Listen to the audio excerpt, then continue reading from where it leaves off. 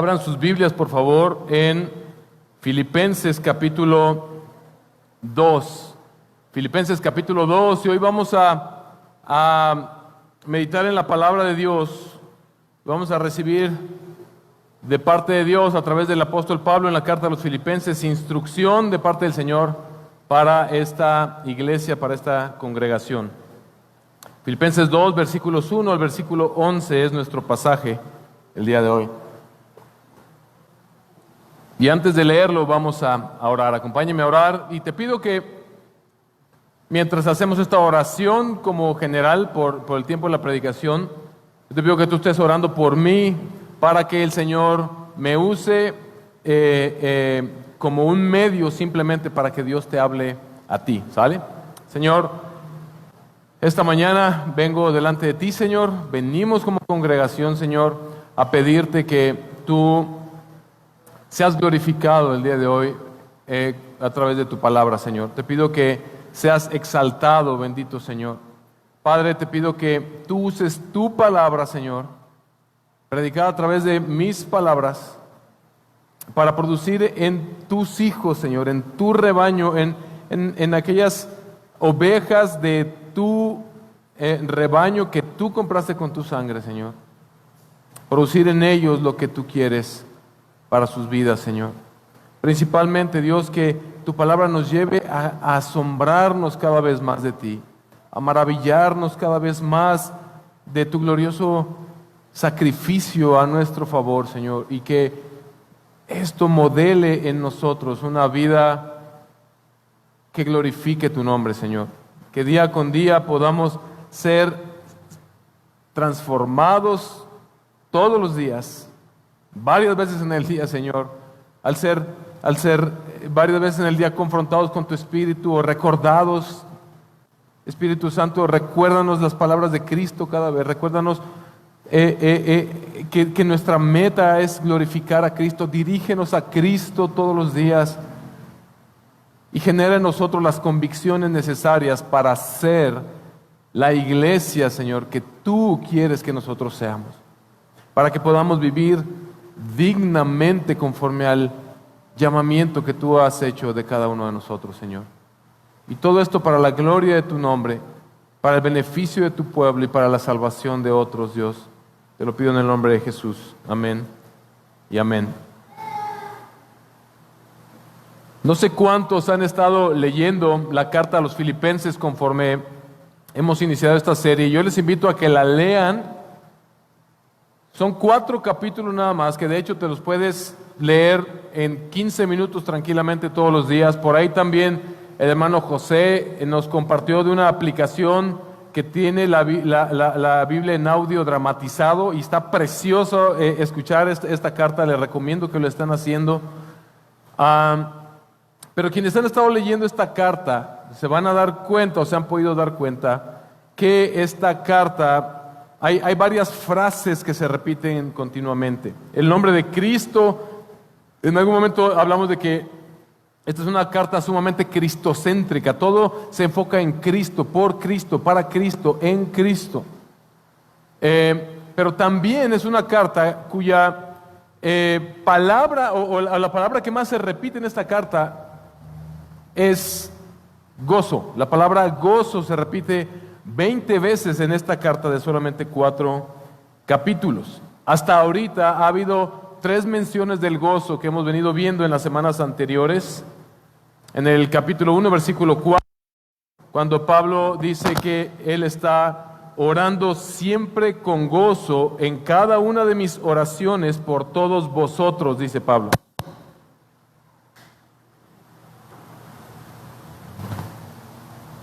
Orando siempre con gozo en cada una de mis oraciones por todos vosotros.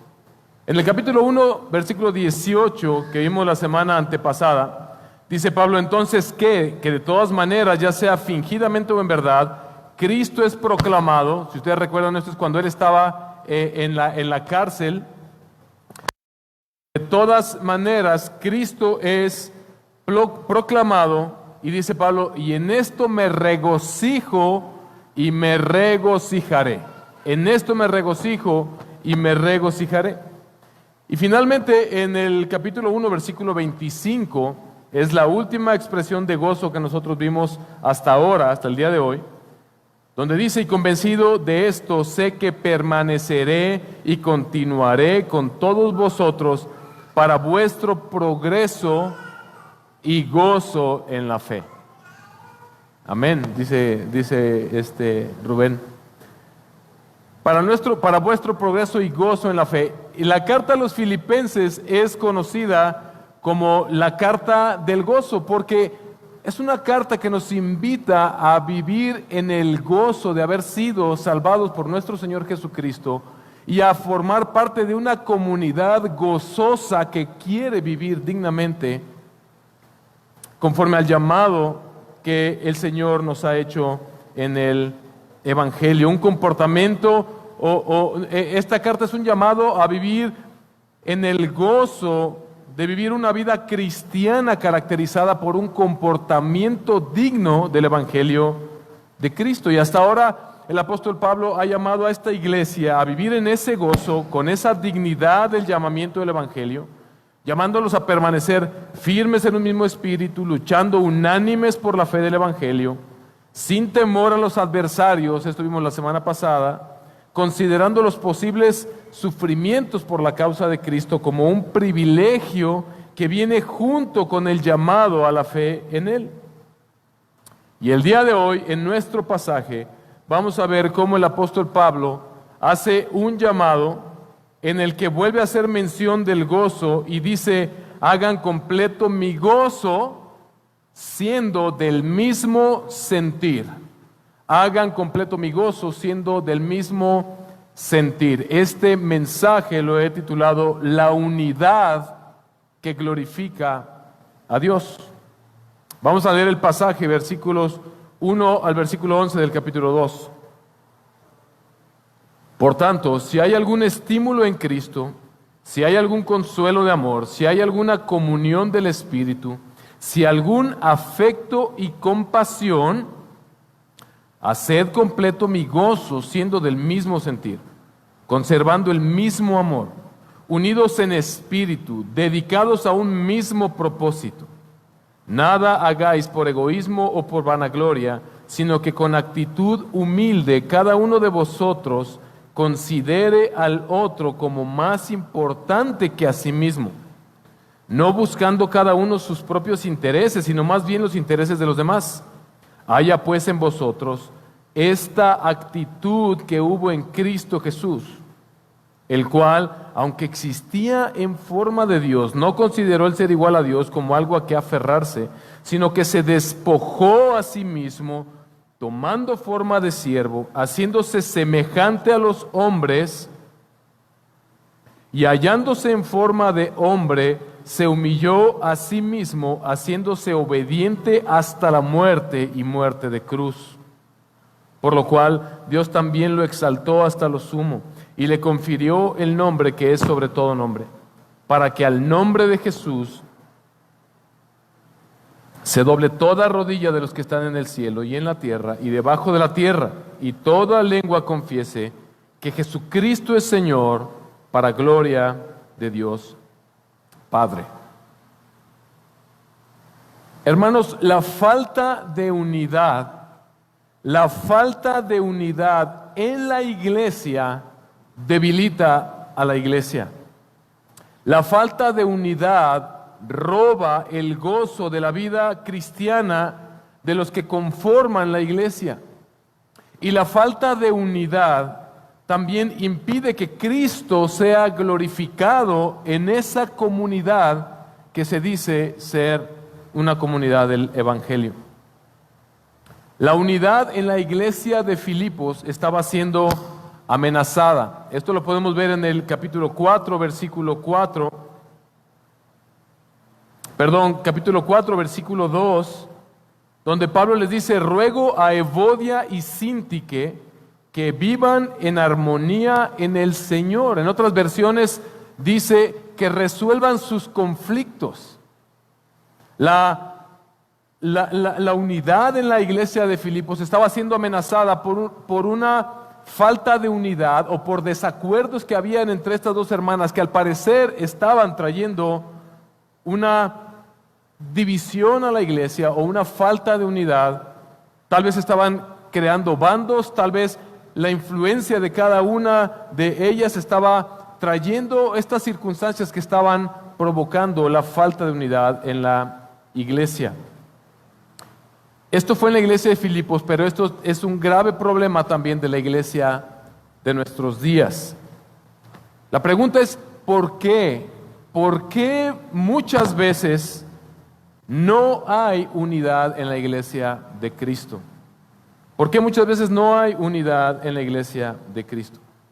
Algunas de las razones evidentes, algunas de las razones que hemos visto pueden ser, por ejemplo, desacuerdos doctrinales, intereses personales, gustos personales, preferencias personales, falta de amor, falta de compasión, actitudes de superioridad de algunos miembros, diferencias no solucionadas bíblicamente entre algunos miembros, pecados no confrontados. Es decir, Cristo no está siendo el centro de esas comunidades. Esto no solamente sucedía en la iglesia de Filipos. Si usted ve en 1 Corintios 1, versículos 10 al 13, Pablo le dice a la iglesia de Corinto: os ruego, hermanos, por el nombre de nuestro Señor Jesucristo, que todos os pongáis de acuerdo y que no haya divisiones entre vosotros, sino que estéis enteramente unidos en un mismo sentir, en un mismo parecer. Porque he sido informado acerca de vosotros, hermanos míos, por los de Cloé, que hay contiendas entre vosotros. Me refiero a que cada uno de vosotros dice: yo soy de Apolos, yo soy de Pablo, yo soy de Apolos, yo soy de Cefas, yo soy de Cristo, decían los más espirituales. ¿Está dividido Cristo?, dice Pablo. ¿Acaso fue Pablo, acaso fui yo crucificado por vosotros, o fuisteis bautizados en el nombre de Pablo?, dice el apóstol. Hermano, la división y la falta de unidad proceden de un mismo pecado, del egoísmo. Y el egoísmo es como uno de los hijos favoritos del orgullo. Santiago capítulo 4, versículos 1 al 3 dice: ¿de dónde vienen las guerras y los conflictos entre vosotros? ¿No vienen de vuestras pasiones que combaten en vuestros miembros? Codiciáis y no tenéis, codiciáis y no tenéis, por eso cometéis homicidio. Sois envidiosos y no podéis obtener, por eso combatís y hacéis guerra. No tenéis porque no pedís, pedís y no recibís porque pedís con malos propósitos para gastarlo en vuestros placeres. En el versículo 1 de nuestro pasaje del día de hoy, de Filipenses 2, nosotros podemos ver cómo Pablo enumera varias actitudes y acciones que caracterizan la vida en Cristo. Ve lo que dice: por tanto, si hay algún estímulo en Cristo, si hay algún consuelo de amor, si hay alguna comunión del Espíritu y si hay algún afecto y compasión, haced completo mi gozo, siendo todos del mismo sentir. Ahora, cuando en el versículo 1 Pablo usa ese sí, ese condicionante sí, si hay algún estímulo en Cristo, si hay algún consuelo de amor, Pablo está usando la retórica. No es que Pablo esté realmente dudando, no es que Pablo tenga dudas de que, no es que Pablo tenga dudas de si realmente existe todo esto en Cristo. Pablo está usando la retórica, es decir, si convirtiéramos estas afirmaciones de Pablo en preguntas, si estuviéramos preguntando: hermanos, ¿hay algún estímulo en Cristo? ¿Hay algún consuelo de amor? ¿Hay alguna comunión del Espíritu? ¿Hay algún afecto y compasión? Definitivamente la respuesta contundente sería que sí, sí lo hay. Sí hay estímulo en Cristo, sí hay consuelo de amor en Cristo, sí hay comunión del Espíritu de Cristo, sí hay afecto en Cristo y definitivamente sí hay compasión en Cristo, la compasión que hemos recibido de Él. Obviamente la respuesta es sí, sí hay todo esto. Y Pablo está usando la retórica como si hubiera hecho estas preguntas y al final le hubiera dicho, ¿y entonces, hermanos, por qué no están unidos? ¿Por qué no hay unanimidad entre ustedes? Hermano, la falta de unidad era un tema serio para el apóstol Pablo y por eso está exhortando a los filipenses a que se cuiden de no caer en esta trampa. Es una trampa de Satanás. Recuerden que la semana pasada yo dije, Napoleón decía divide y vencerás, pero esta frase fue fraguada en el mismo infierno. Es una trampa de nuestro enemigo, el enemigo de nuestras almas, que Satanás utiliza para robar el gozo de la vida cristiana en comunidad. Pablo dice en el versículo 2, por lo tanto, o en respuesta a esto, hagan completo mi gozo siendo del mismo sentir. Hagan completo mi gozo, dice Pablo. ¿Se acuerdan que él comienza la carta diciendo, hermanos, doy gracias al Señor todos los días por ustedes y me gozo y con gozo oro al Señor por lo que Él está haciendo en ustedes, una comunidad participante del Evangelio? Y dice Pablo, hermanos, pero para que hagan completo mi gozo, vivan en unanimidad, de tal forma que conserven el mismo amor. Y hermanos, si hoy estoy feliz por ustedes, voy a estar mucho más feliz al ver que se saben amar los unos a los otros, que saben llevar a cabo todas estas disciplinas espirituales y pueden llevar esta comunión los unos con los otros. Dicho sea de paso, como un pastor que no percibo un sueldo de una congregación, yo puedo decirte en nombre de muchos pastores que no está un pastor de manera aspiracional, y no puedo hablar por todos, desafortunadamente existen los casos contrarios, pero estoy hablando de pastores fieles o que buscan ser fieles al Señor. No estamos por un sueldo, no estamos por una cantidad de dinero. No queremos que esta iglesia crezca para que ingrese más dinero a la iglesia para poder pagar mejores sueldos. Hermanos, la manera en que Dios recompensa a cada uno de los pastores y siervos del Señor, como el apóstol Pablo, es el gozo de ver a sus ovejas, a su iglesia crecer en la madurez en el Señor, ser conformados cada día más a la imagen de Cristo. No hay mayor recompensa que esta para un pastor, y Pablo se expresa en esos términos y les pide, hermanos, completen mi gozo siendo del mismo sentir, ahí mismo en el versículo 2, conservando el mismo amor, unidos en espíritu, dedicados a un mismo propósito. Cristo es el propósito que nos une a todos, pero entonces, ¿por qué muchas veces no hay unidad en la iglesia en torno a todas estas cosas? Y la causa principal, hermanos, es el orgullo. El orgullo que todavía habita en nuestra naturaleza pecaminosa. Y yo coloqué aquí en mis notas orgullo con Y, se escribe con L. A mí me gusta como esforzarme un poco en tener buena ortografía, pero aquí a propósito escribí orgullo y con mayúsculas yo, porque el orgullo es eso, es un ponerme yo en primer lugar antes que los demás, antes que a Cristo y que a nuestros hermanos en Cristo. Pablo en el versículo 3 está contrastando aquellas actitudes. Pablo contrasta aquellas actitudes que generan unidad con aquellas actitudes que generan división o que dañan la unidad. Dice Pablo en el versículo 3, no hagan nada por vanagloria. No hagan nada por vanagloria.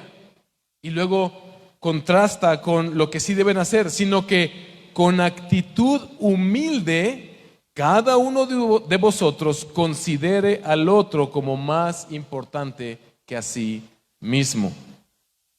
En el versículo 4 dice, no buscando cada uno sus propios intereses, sino más bien los intereses de los demás. Vuelve a contrastar la actitud que daña la unidad con la actitud que produce unidad. No buscar cada uno sus propios intereses, sino más bien los intereses de los demás.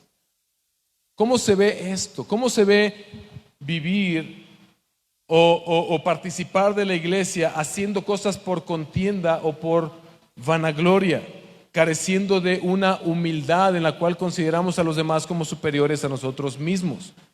¿Cómo se ve no buscar nuestros propios intereses? Piensa en aquellas ocasiones en que nosotros como congregación hemos tratado de estar de acuerdo en algo y por las diferentes opiniones no llegamos a un acuerdo. Pero piensa también en aquellas veces que muchos nos ofendemos porque no se están haciendo las cosas como nosotros queremos. Piensa, por ejemplo, en los horarios. Cuando queremos establecer un horario para cualquier actividad de la iglesia, qué difícil es. No, yo no puedo ese día. Mis actividades son más importantes que las actividades de mis hermanos. Debe ser en el horario que yo digo. Los lugares donde se han de hacer las cosas, las maneras en las que se han de hacer las cosas. Por supuesto, aquí no estoy hablando acerca de que considerar a los demás como superiores implique, ok, voy a renunciar a mi trabajo porque pusieron la reunión en el horario de mi trabajo. No estoy hablando de eso, pero todos sabemos que muchas veces estamos colocando nosotros mismos nuestros intereses personales en primer lugar y nos estamos considerando a nosotros más importantes que los demás. Hermanos, hemos venido haciendo énfasis, tenemos un grave problema de impuntualidad y yo quiero decirte, hermano, en amor, hermano, hermana, cuando tú eres impuntual, lo que tú le estás diciendo a tu hermano, mi tiempo es más importante que el tuyo, yo soy más importante que tú. Pero Pablo nos exhorta a no hacer nada por vanagloria ni a buscar nuestros propios intereses, sino en humildad considerar a los demás como superiores a los demás y a considerar los intereses de los demás por encima de los nuestros. ¿Cuál es el problema con esto? Nadie quiere vivir de esta manera. Pablo llama a la iglesia a la renunciación al egoísmo, al orgullo, al personalismo. Pero Pablo entiende que esto no es posible en alguien que no ha sido regenerado por el Espíritu Santo. Esto no es posible en una persona que de manera carnal lo quiera hacer.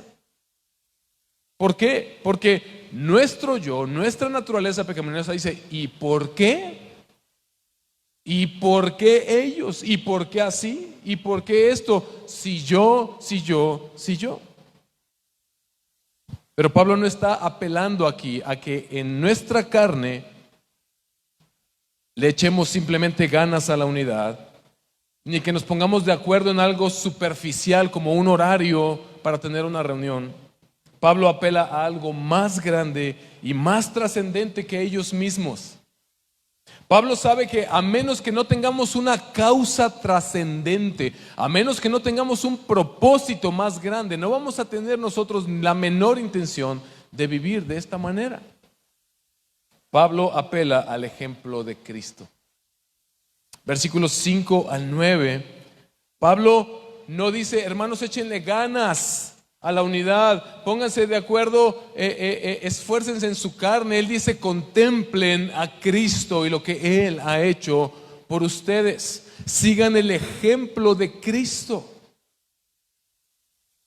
El versículo 5 es el versículo clave de este segundo capítulo, porque inicia esta porción sobre la humildad de Cristo.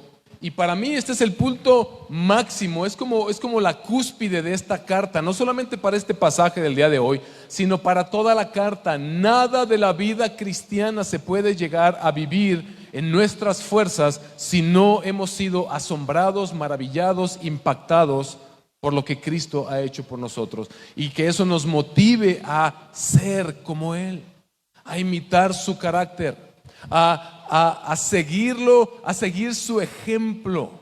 Hermanos, somos llamados a no ser una imitación burda de Cristo. No somos llamados a ser una parodia de Cristo, lo cual en muchas ocasiones pudiéramos llegar a ser cuando estamos mal representando a nuestro Señor, pero somos llamados a imitar su carácter. Somos llamados a imitar su amor, su compasión, su renunciación, su humildad, hermanos. Sabes que muchos de nosotros, conforme vamos creciendo, y algunos de ustedes lo han experimentado, muchos de ustedes lo han experimentado, yo sé que muchos de ustedes se están esforzando por crecer en humildad, pero ¿sabes qué? Hasta de nuestra humildad tenemos que tener cuidado, porque el día que tú reconoces que ya eres humilde, ya perdiste la humildad.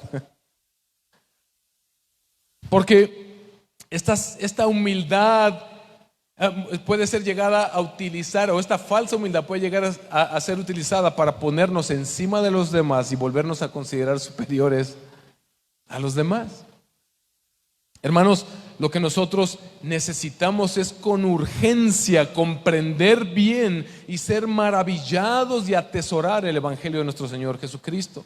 Porque Pablo le dice, haya pues en vosotros este sentir, y esta frase está encerrando que la lección del apóstol Pablo, lo que el apóstol Pablo quiere que nosotros llevemos como tatuado en nuestro corazón y así impreso de manera indeleble, es que nosotros imitemos la humildad, la obediencia y la disposición de nuestro Señor.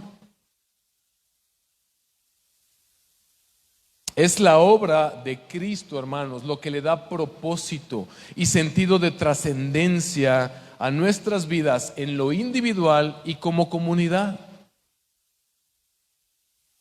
Pablo llama a la iglesia, entonces, versículo 1 y versículo 2, a la unidad. Pablo llama a la iglesia a partir del versículo 5 al 9 a la humildad y a la renuncia a nosotros mismos.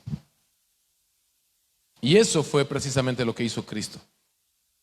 Ve lo que dice versículos 5 al versículo 9, haya pues en vosotros esta actitud que hubo también en Cristo Jesús, el cual, aunque existía en forma de Dios, no consideró el ser igual a Dios como algo a que aferrarse, sino que se despojó a sí mismo, tomando forma de siervo, haciéndose semejante a los hombres, y hallándose en forma de hombre, se humilló a sí mismo, haciéndose obediente hasta la muerte y muerte de cruz.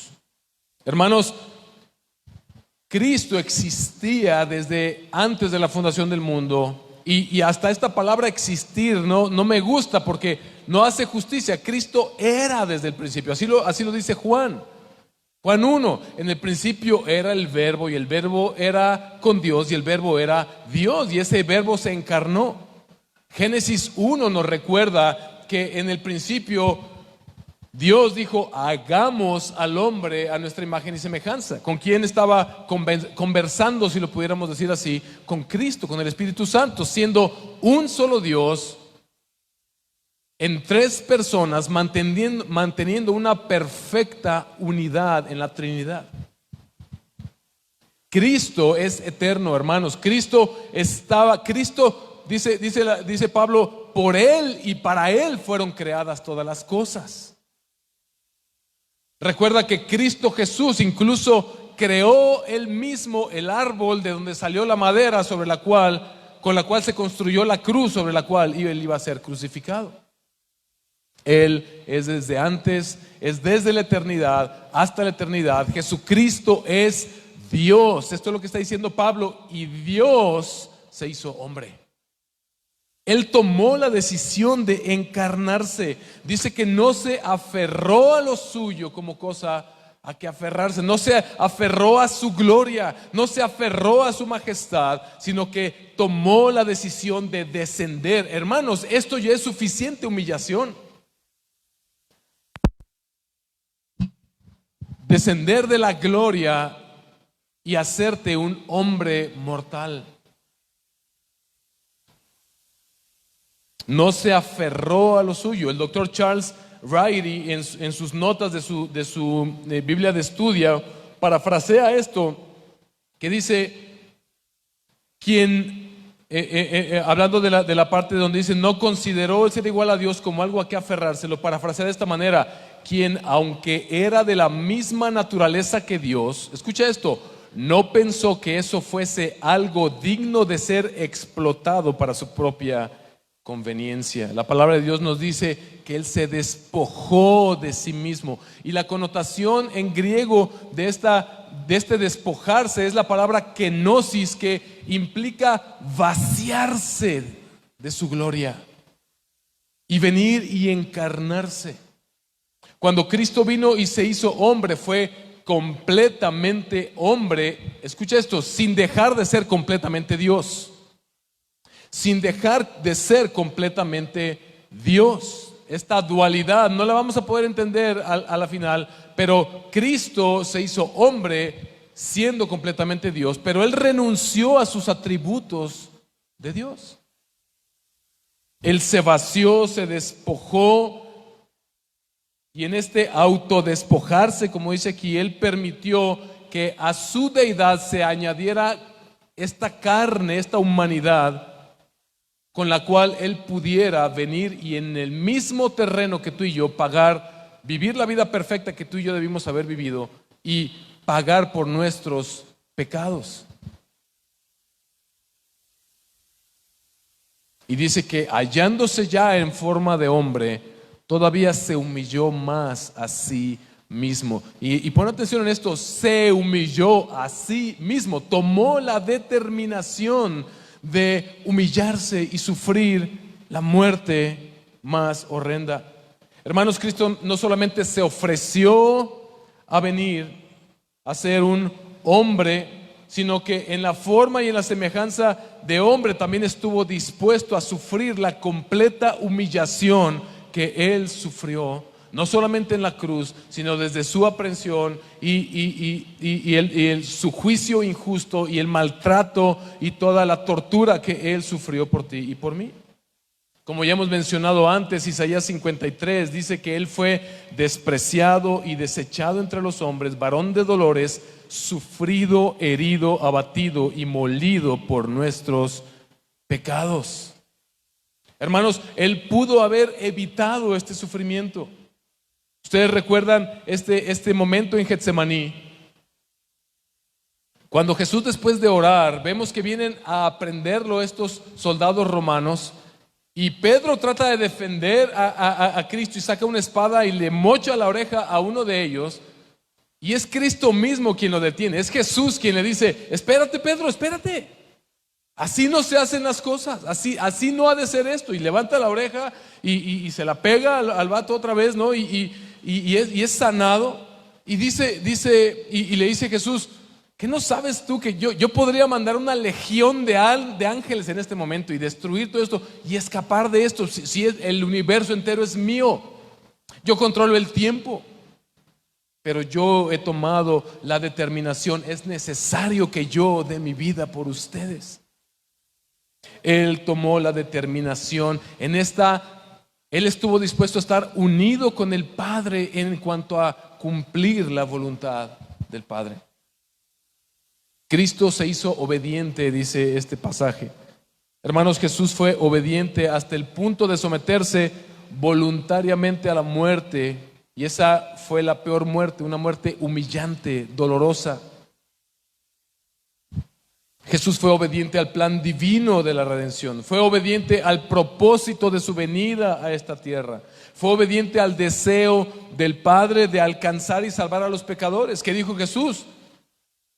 Mi anhelo, lo que yo quiero es hacer la voluntad de mi Padre. Esta es mi misión. Su vida fue una vida de obediencia, comenzando desde esta aceptación voluntaria de su encarnación. Tú puedes ver en Hebreos 10, del 5 al 10, búscalo después en tu casa. Pero después los evangelios nos dan testimonio de que Él fue creciendo en su humanidad en obediencia en todos los años que pasó en esta tierra. Lo puedes ver en Lucas, en Juan.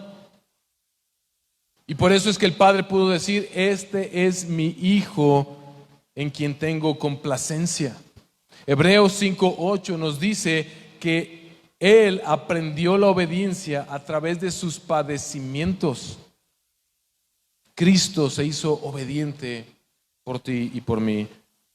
Y estuvo dispuesto a sufrir, dice el pasaje, la muerte y muerte de cruz.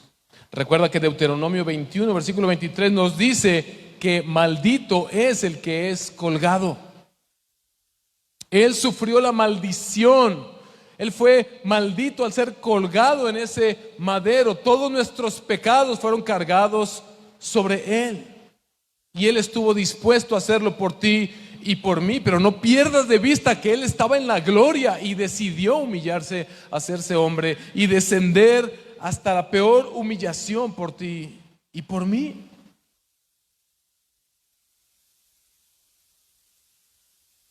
Los romanos aplicaban este castigo de la cruz a los peores criminales de aquella época. Primero eran azotados y eran lacerados con látigos, y luego eran obligados, así todos lastimados, a llevar su cruz. Pueden venir a lo mejor a tu mente imágenes como de la Pasión de Cristo, la película.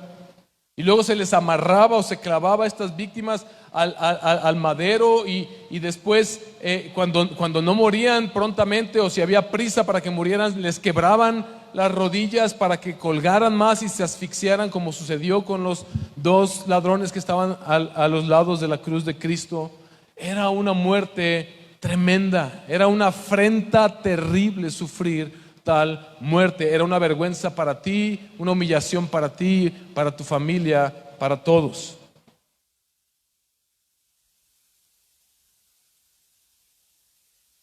Y dice la palabra de Dios, versículos 10 y versículo 11, del 9, por lo cual, habiendo hecho esto, también le exaltó hasta lo sumo y le confirió el nombre que es sobre todo nombre, para que al nombre de Jesús se doble toda rodilla de los que están en el cielo y en la tierra y debajo de la tierra, y toda lengua confiese que Jesucristo es Señor, para gloria de Dios Padre. Hermanos, con esta acción de glorificar a Cristo, Dios estaba cumpliendo al pie de la letra lo que su palabra enseña. Que el que se humilla, lo dijo Jesús, Mateo 23:12, y Santiago 4:6 lo repite: el que se humilla será el que se enaltece será humillado, y el que se humilla será ¿qué? Enaltecido. El Señor se humilló a sí mismo y Dios lo exaltó hasta lo sumo y le dio el nombre que es sobre todo nombre, y ante Jesucristo se va a doblar toda rodilla en los cielos y en la tierra. El Cristo que fue negado, que fue mal recibido, traicionado, despreciado, blasfemado, azotado, escarnecido, crucificado, es ahora, dice la palabra de Dios, el Señor exaltado. Él está a la diestra del Padre. Él está nuevamente en la gloria que a Él le pertenece después de haber sido humillado por nosotros. Con razón, como veíamos en Apocalipsis 5, el apóstol Juan vio esta visión donde los seres celestiales decían: digno eres de tomar el libro y de abrir sus sellos, porque tú fuiste inmolado y con tu sangre nos has redimido para Dios de todo linaje, lengua y pueblo y nación. Y más adelante dice: el cordero que fue inmolado es digno de tomar el poder, las riquezas, la sabiduría, la honra y la gloria y la alabanza. Y más adelante dice: y al cordero sea la alabanza, la honra, la gloria y el poder por los siglos de los siglos. ¿Sabes por qué? Porque Cristo no se quedó en el sepulcro como todos los demás líderes de todas las demás religiones que están en una tumba, y tú puedes ubicar sus tumbas geográficamente, pero la tumba de Jesús se quedó vacía porque Él está reinando en la eternidad nuevamente.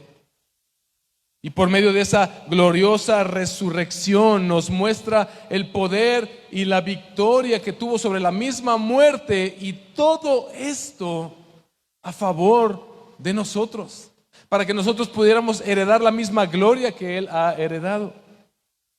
Hermanos, nosotros no somos los derrotados de la historia, somos victoriosos porque Cristo es victorioso. Hermanos, nosotros no somos dignos de lástima. Nuestra fe y nuestra predicación no son vanas, no somos falsos testigos de Dios, y ya no estamos en nuestros delitos y pecados. Ahora pertenecemos al reino de Cristo Jesús, el reino que Él ha ganado, y con su resurrección Dios ha firmado que esta es la obra perfecta de Dios a nuestro favor. El Señor retornó a su gloria, hermanos, a la gloria que Él tenía antes de la encarnación, y desde allá Él intercede por nosotros.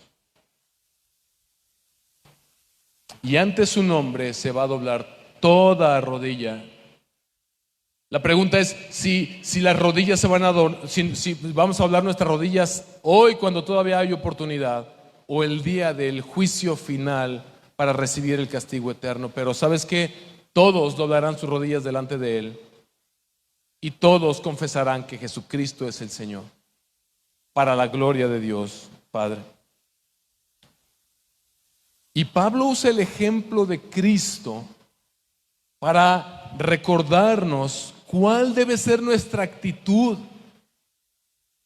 Tengan ustedes la actitud que hubo en Cristo, la humildad que hubo en Cristo, y recuerden que por su humillación, al cumplir Él la voluntad de Dios, Él fue exaltado hacia lo sumo. Y hermanos, tú y yo no buscamos ser humildes y obedientes al Señor para ser exaltados al igual que Él a través de nuestras obras, porque ¿sabes qué? Su exaltación fue nuestra exaltación. Su exaltación fue nuestra exaltación. Por lo que Él hizo, ahora nosotros tendremos acceso al Padre, a la gloria, y seremos coherederos, somos coherederos juntamente con Cristo. Pablo lo dice en Romanos 8, a partir del 28 en adelante, cuando él dice que a los que Él escogió los llamó, y a los que llamó los justificó, y a los que justificó los glorificó. Ya estamos glorificados, estamos en el ya, pero todavía no. La gloria por la obra de Cristo está asegurada para nosotros allá, y todo esto tuvo que ver con su humillación previa. Esto es el cristianismo, esta es la manera, este es el carácter que debemos adquirir de Cristo Jesús. Hermanos, la gloria de Cristo es nuestro propósito, es nuestra meta. Tú y yo queremos ser como Cristo para que Cristo sea glorificado. Tú y yo queremos ser como Cristo para que ante el nombre de Cristo se doble toda rodilla y toda lengua confiese que Jesucristo es el Señor. Hermanos, Cristo y su obra a favor de nosotros es la fuente de nuestra unidad, y es lo que Él ya hizo por nosotros en esa cruz, lo que tú y yo tenemos en común. Eso es lo que nos une. Somos ahora hermanos de sangre por la sangre de Cristo.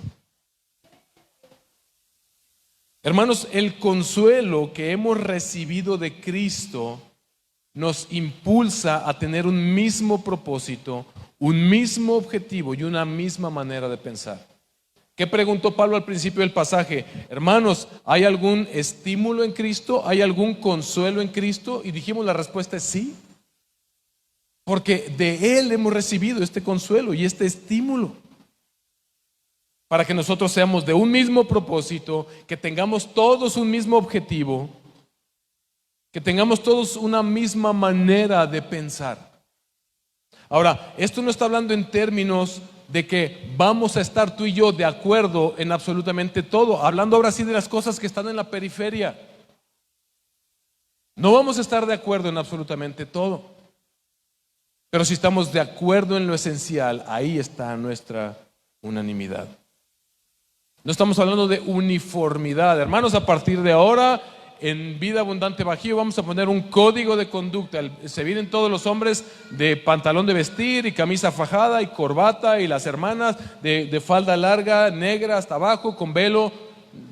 No estamos hablando de imponer un uniforme, sino que estamos hablando de que estamos unidos en un mismo espíritu, y este espíritu es el espíritu de Cristo. Es lo que Él ya hizo a nuestro favor, y es el mensaje que tenemos para proclamar al mundo, lo que nos motiva para vivir de una manera digna del Evangelio de Jesucristo. Y ahora sí, poniendo las necesidades de los demás en primer lugar, considerando a los demás como superiores a nosotros mismos. ¿Por qué? Porque eso contribuye, colabora a la causa, al propósito del cual somos parte. Hermanos, esto no significa que se espere que todos comamos lo mismo, vistamos igual, hablemos de la misma manera, ni que actuemos o pensemos idéntico todos. Puede haber variedad entre nosotros, y la hay, debido a la diferencia en la educación que cada quien recibió, el ambiente en el cual vivió, el trasfondo cultural, los hábitos de cada quien, etcétera, etcétera, etcétera. Pero podemos estar unidos por la mente de Cristo y recordar continuamente que somos un cuerpo en Él. Somos un cuerpo en Cristo. Hermanos, el versículo 1 vuelve a preguntar: por tanto, si hay algún estímulo en Cristo, si hay algún consuelo de amor, si hay alguna comunión del Espíritu y si hay algún afecto y compasión, completen mi gozo siendo de un mismo sentir. Hermanos, ¿cómo podemos llevar a cabo entonces esta unidad? Aquí el pasaje del versículo 1 nos lo responde: estimulándonos los unos a los otros, dice la palabra, a la fe y a qué, y a las buenas obras, no dejando de congregarnos como algunos tienen por costumbre. Estimularnos en Cristo. ¿Por qué queremos congregarnos? ¿Por qué queremos tener comunión? ¿Por qué queremos tener discipulados entre la semana? Porque es la manera en que nos estimulamos los unos a los otros, y esto genera unidad. Ahí nos platicamos nuestras cargas los unos a los otros, nuestras luchas, confesamos nuestros pecados, y eso va trayendo unidad, porque entonces tus cargas son mis cargas, tus problemas son mis problemas, tus tribulaciones son mis tribulaciones, tus necesidades son mis necesidades. Es en la unidad donde podemos transmitir el consuelo que tenemos en Cristo, de que hemos sido salvados solamente por su gracia. Transmitir este consuelo unos a otros, dice la palabra, dice el pasaje 1, en el amor de Cristo. Consolar a los que sufren. Esto solamente se puede dar en el ámbito de una comunidad que están todos de acuerdo en un mismo sentir.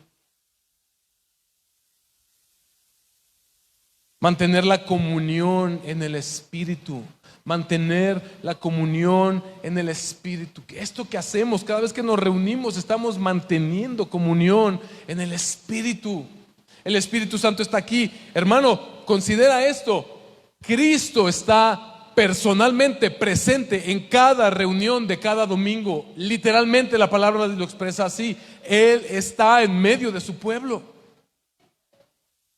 Él está escuchando mi mensaje y está pesando mi corazón, y Él está viendo tu actitud en este momento y pesando lo que hay en tu corazón, pero también Él está animándonos con su Espíritu Santo, impulsándonos, haciéndonos reconocer nuestro pecado, lo que nos falta, e impulsándonos a vivir, a seguir su ejemplo a través de su preciosa palabra.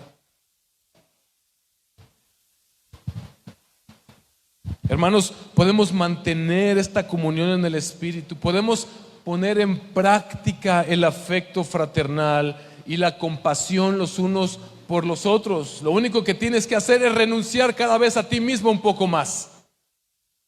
Lo único que tienes que hacer es considerar a los demás como superiores a ti cada día un poco más. No hay razón por la cual tú puedas justificar el sentirte superior a otros, el no perdonar a otros, el no amar a tu hermano, el no tener compasión por los demás. ¿Sabes por qué? Porque Cristo, el ser supremo, el que estaba en su gloria, se humilló por ti. Y se humilló hasta lo sumo. Él no te está pidiendo que vayas a la cruz por tu hermano, pero Él te está diciendo: porque yo fui a la cruz por ti, pero también por tu hermano. Tú puedes amar a tu prójimo como a ti mismo y renunciar cada día más a ti. Es falso lo que dicen que la vida cristiana es en términos naturales, carnales, materiales. Hago la especificación. Es mentira que es de ganar, ganar, ganar, ganar, ganar, ganar, ganar. O vencer, vencer, vencer, vencer. Pero hablando en términos del yo, lo explico de otra manera. La vida cristiana, hermanos, es más de renunciar. Es más de estar dispuesto a perder, pero a renunciar cada vez más a mí y a perder cada vez más de mí para ganar más a Cristo. para amar más a mis hermanos. Su humillación es nuestra exaltación. Y si nosotros anhelamos la exaltación que Cristo quiere darnos, hermanos, hemos de imitar la humildad de Cristo Jesús. Yo quiero decirte algo en términos de perspectiva. Este pasaje muchas veces se ha utilizado o se ha interpretado como si fueran dos líneas paralelas. Este es Cristo, imita a Cristo, sé como Cristo, como si Cristo fuera como uno de nosotros. Pero este pasaje lo debes interpretar de esta manera: Cristo está allá en la cima del universo, o sea, está en lo más alto, y Él se humilló a lo más bajo, y tú y yo estábamos condenados al infierno en lo más bajo. Cuando tú y yo imitamos a Cristo en su humildad, en su humillación, hermano, estamos siendo, en ese momento estamos actuando en consecuencia o en congruencia con nuestra exaltación, porque Cristo se despojó y bajó a ser como uno de nosotros. Pero cuando tú y yo imitamos el carácter de Cristo, no somos paralelos con Él, estamos ascendiendo, estamos subiendo a ser como Cristo. Estamos yendo hacia arriba.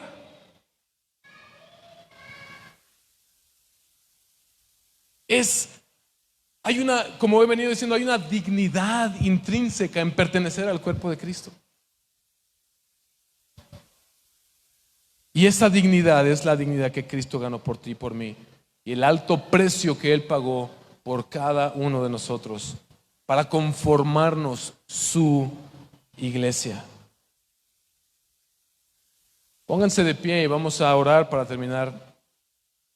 Hermanos, el secreto de la verdadera unidad, el secreto para la verdadera unidad, para la verdadera vida en armonía, es la verdadera humildad que aprendemos siguiendo el ejemplo de Cristo, y tiene como finalidad la gloria de Dios. Hermanos, porque Cristo ya lo hizo por ti y por mí, tú y yo podemos vivir en armonía, conservando un mismo amor. ¿Cuál amor? El amor de Cristo. Buscando la unidad en el Espíritu, buscando estar unánimes en la fe, luchando juntos por la fe, como dijo el apóstol Pablo la semana pasada. Dedicándonos, hermanos, a un mismo propósito. ¿Cuál es el propósito que tenemos en común? Brillar la luz de Jesús, mostrar a Cristo para que Cristo sea glorificado. Matando todos los días el egoísmo en nuestras vidas. Levántate todos los días y lo primero que hagas sea: Señor, hazme cada vez más como Cristo. Mata cada vez más el yo en mi vida y que Cristo brille cada vez más en mí. Renunciando, hermanos, a la vanagloria. Renunciando, hermanos, a considerarnos superiores a los demás o más dignos que los demás. Recordando que para Él fue humillarse, pero para nosotros seguir el ejemplo de Cristo es ascender, a ser cada día más como Él, sabiendo que un día Él nos exaltará hasta su gloria misma para compartirla con nosotros. Señor, bendecimos tu nombre, exaltamos tu nombre. Te bendecimos, Señor, porque tú estás obrando en nosotros, Señor, y podemos decir como el apóstol Pablo, nos podemos gozar en lo que tú estás haciendo en nosotros como una comunidad del Evangelio, Señor. Padre, pedimos esta mañana que tú pongas en nosotros el mismo sentir que hubo en Cristo. Como hemos cantado muchas veces, pon en nosotros la misma mente que hubo en Cristo, Señor. Que estemos cada vez más dispuestos a renunciar a nosotros mismos, a matar el yo. Que estemos cada vez más dispuestos a renunciar, a tomar nuestra cruz y seguirte, a morir a nosotros mismos, Señor, para representarte dignamente, Señor, para mostrar al mundo tu amor, para que Cristo sea glorificado, para que ante Él se doble toda rodilla, aún ahora cuando hay todavía tiempo, Señor. que podamos ser un ejemplo, Señor, de lo que Cristo, un ejemplo vivo, visible de lo que Cristo ha hecho por nosotros. Que podamos transmitir de gracia lo que de gracia hemos recibido, Señor. Y todo para la gloria del Padre, en el nombre del Hijo y del Espíritu Santo. Amén.